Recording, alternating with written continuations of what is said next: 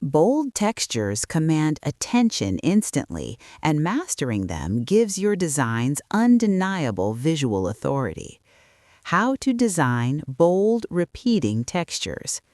Start by opening Photoshop and creating a new document around 1800 pixels square, providing enough room to build a strong repeating structure. Select the brush tool or a custom shape and paint a striking element in the center, using high contrast colors so the texture stands out clearly.